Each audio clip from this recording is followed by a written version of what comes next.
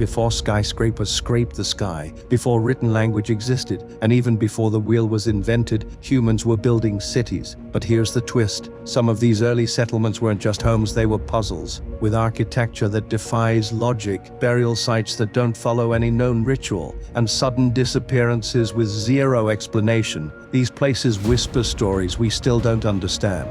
From buried villages, frozen in time to eerily sophisticated town planning that shouldn't have existed, archaeologists have dug up evidence that challenges everything we thought we knew about early humans. About 26,000 years ago, 3 teenagers were laid to rest in a common grave near a village called Dolní Věstonice in the Czech Republic of Moravia.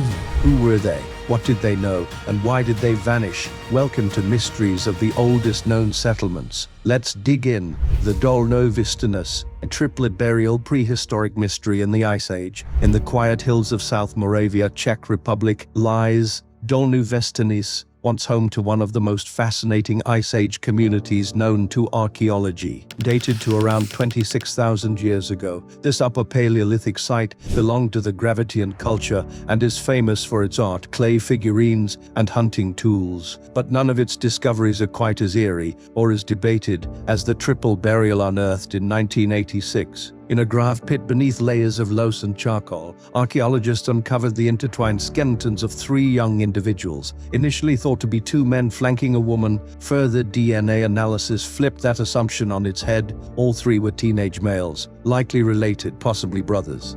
They were all laid side by side, and their bodies had been placed such that the individual on the right had been buried face down, while the individual on the left had his hand placed over the middle skeleton's pelvic area, which in turn had been covered in red ochre. The central body, known as DV15, was around 16-17 years old and displayed serious congenital deformities, spinal curvature, shortened limbs, and asymmetrical features. Scholars suspect he may have suffered from a disease like scoliosis or another developmental condition, potentially rendering him immobile for much of his life. His body was placed flat on his back, with great care and covered in red ochre, a pigment often linked to symbolic burial rituals. To his left lay DV13, on his side facing DV15, with one hand reaching toward his companion's pelvic area. To the right, DV14 was face down, arms stretched across DV15's body. The arrangement is intimate, perhaps even intentional, and strange.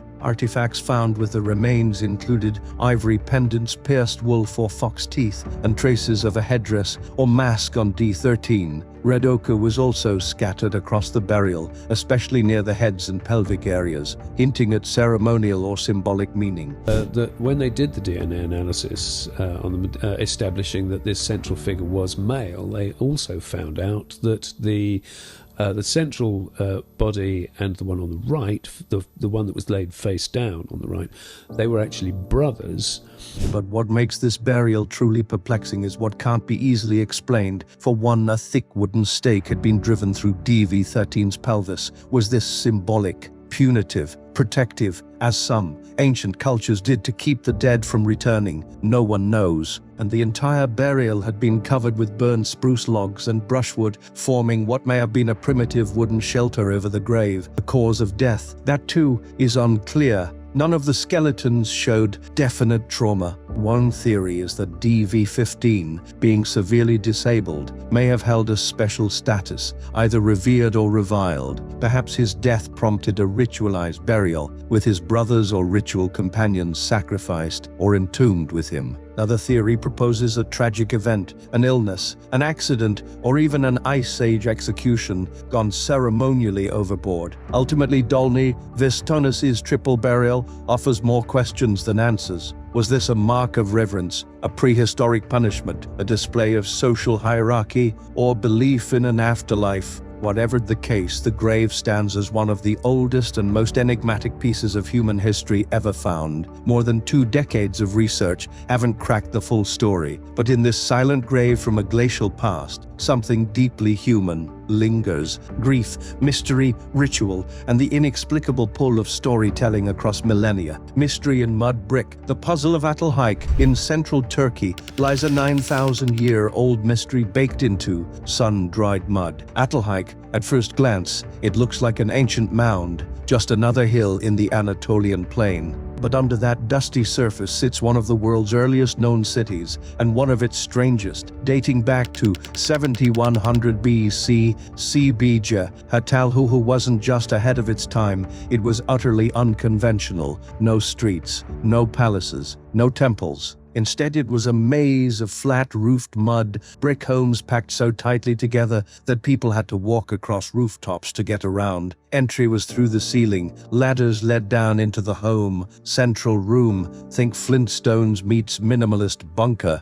At its peak, up to 8,000 people lived here, unheard of for the time. Each home looked almost exactly like the next. One main room, a hearth, sleeping platforms, storage bins, and a built-in oven. But look closer, and things get weird.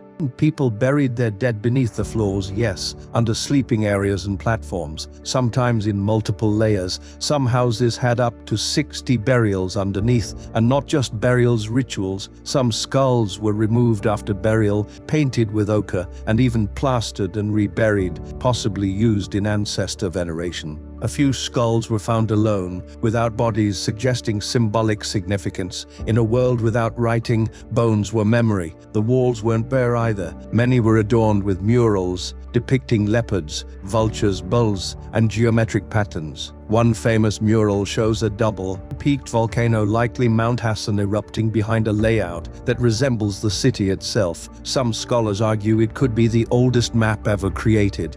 Whether cartographic or symbolic, it's still under debate. Then there were the bulls. Many homes contained bull crania, bull skulls and horns, embedded into walls or placed in niches. Were they totems, symbols of power, fertility, or the hunt? We don't know, but they were deliberate and they were everywhere. What's most baffling is the lack of hierarchy. There are no grand homes, no monumental architecture, and no signs of centralized governance. While some homes had more artwork or burials, maybe elite households, Atalhaik appears surprisingly egalitarian. Everyone, it seems, lived in much the same way. Still, the city wasn't entirely harmonious. Evidence of trauma on some skeletons, fractures, blows, suggests interpersonal violence. One woman, aged around 45, showed signs of repeated injury. There are signs of fire damage too, but whether it was accidental or symbolic cleansing is unclear. By around 5700 BC, Chetalhofa was abandoned. The reasons: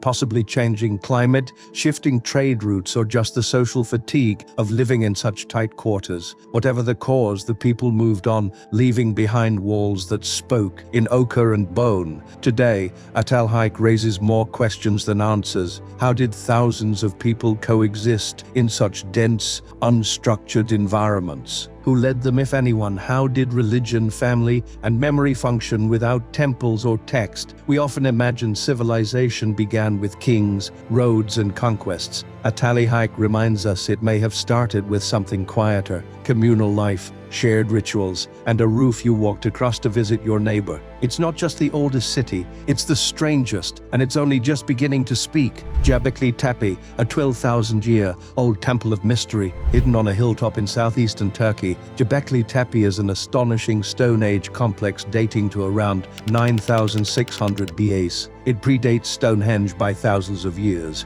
yet it was built by hunter-gatherers long before farming or metal tools existed. Excavations led by German archaeologist Klaus Schmidt revealed a series of circular enclosures ringed by enormous teeped pillars. Some pillars stand 18 feet tall and weigh up to 50 tons, each expertly carved from limestone, using nothing but stone, hammers, and flint tools. Many bear detailed reliefs of animals: snakes, foxes, boars, birds, and even lions, and of course, abstract symbols that remain undeciphered. As Schmidt put it, Göbekli Tepe appears to be the world's oldest temple, a place of ritual gathering built by mobile hunter-gatherers, overturning the old idea that only settled farmers could build monuments. But wait till you hear some of its mysterious features. They include monumental pillars, multiple circular temples, each centered on two massive shaped stones, surrounded by smaller uprights. The largest pillars tower about 5.5 m high, 16-18 feet, elaborate carvings. The pillars are richly decorated with wild creatures and motifs: vultures,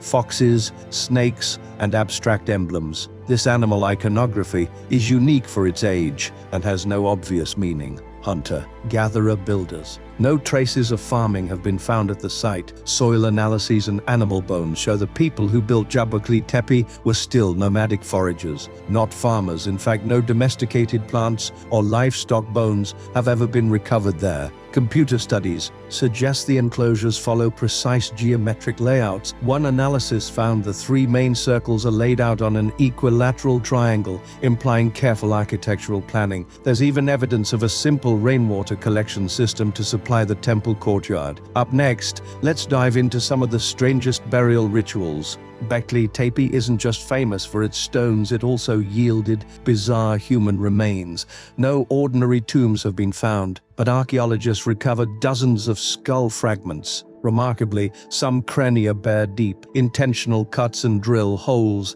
In one case, a sharp groove runs down the middle of the skull, and a small hole was drilled on top. Analysis shows these were made after death, not from battle wounds. Researchers speculate the cuts and holes allowed the skulls to be strung up or adorned, perhaps hung on beams or decorated with feathers or cords as part of a ritual skull cult. Such modified skulls are unknown at any other site of this era, adding to Göbekli Tepe's mystique. Now, how about we uncover a few archaeological mysteries despite a decade of research? Göbekli Tepe still raises more questions than answers. Why did people invest huge effort to build this temple when they had no agriculture? What did the animal carvings symbolize? Were gatherings here communal feasts, ancestor worship, or something else entirely?